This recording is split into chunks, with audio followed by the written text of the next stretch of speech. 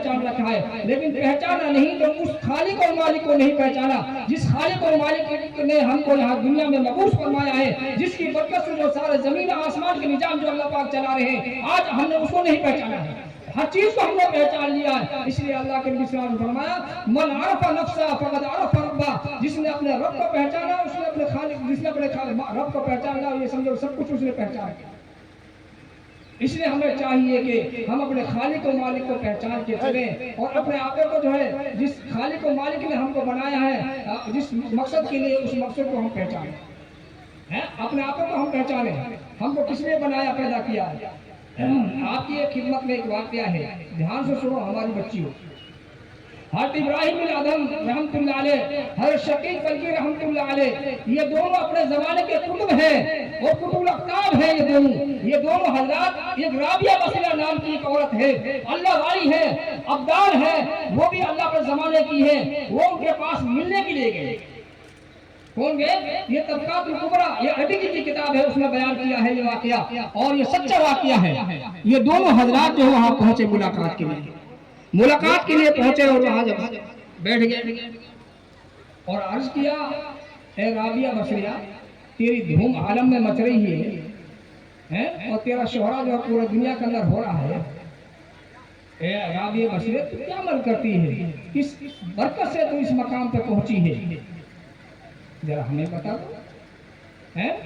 تو یہ فرمایا میرے اندر کوئی خوبی نہیں ہے، کوئی میرے اندر کوئی ایسی خوبی نہیں ہے، البتہ یہ ضرور بات ہے میں نے جاننا سے صورت سنبھالی ہے، جاننا کسی غیر محرم کا میں نے چہرہ نہیں دیکھا ہے۔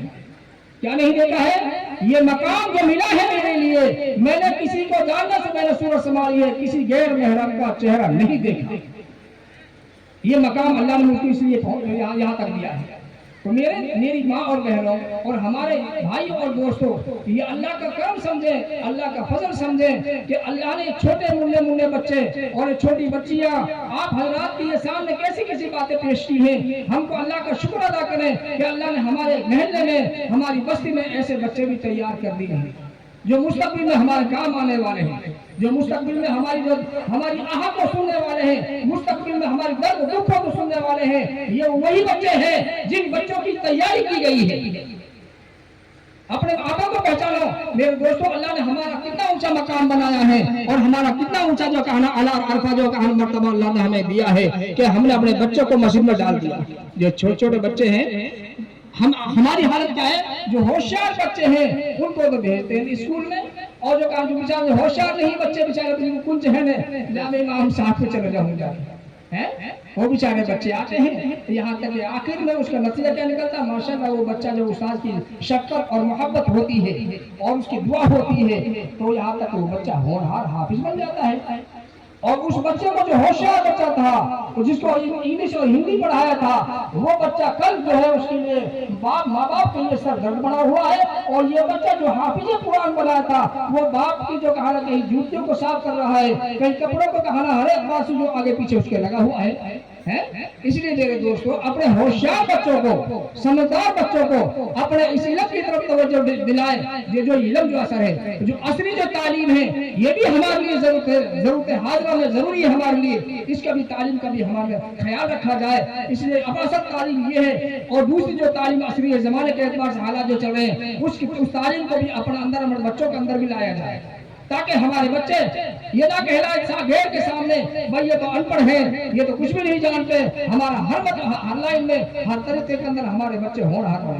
اس لیے میرے دوستوں جو اللہ ہم کو سمجھ عطا فرمائے، ایک واقعہ اور سنا دوں آپ حضرات کے لیے۔ حضرت عمر رضی اللہ تعالیٰ عنہ کے زمانے میں ایک بہت بڑے تاجر تھے۔ کون تھے بھائی؟ تاجر تھے، اور یہاں تک کہ وہ تجارت کا اس کا لمبا چوڑا کاروبار تھا، اور یہاں تک کہ تجارت کا مال لاتا کہیں بیچتا کہیں لا جاتا دوبارہ آتا جاتا۔ ان کی والدہ محترمہ بالکل ایک کمزور ہو گئی تھی، بڑھاپا کا تقاضا تھا، اور یہاں تک کہ اس نے اپنی اہلیہ محترمہ جو ہے جو کہا اس لڑکے نے ان کی بات کو مانتا تھا اور ان کی بات کو مان کر وہ چلتا تھا۔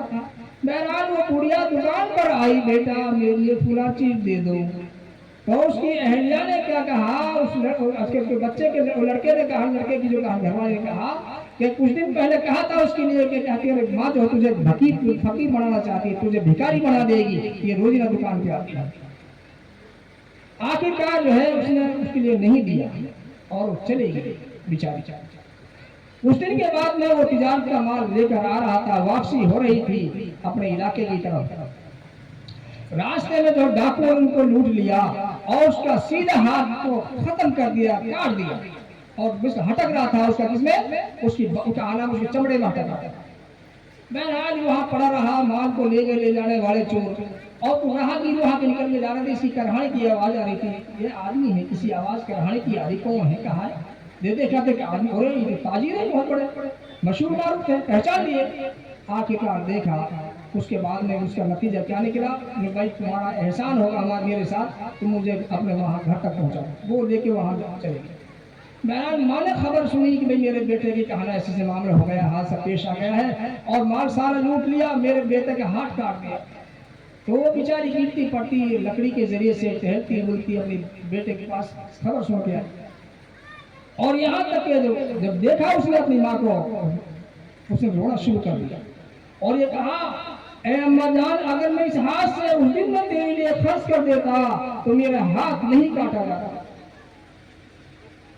میرا ہاتھ یہ نہیں کاٹا جاتا۔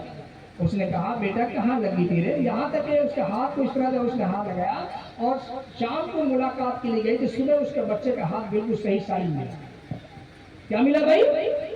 صحیح سالم ہو گیا۔ یہ ہے ماں کی محبت اولاد سے، یہ ہے ماں کی محبت، ماں کی آتما جو اولاد سے جان بھی قربان کر سکتی ہے، سب کچھ قربان کر دے گی۔ لیکن میرے دوست آج ہم نے اپنے ماں کی قدر کو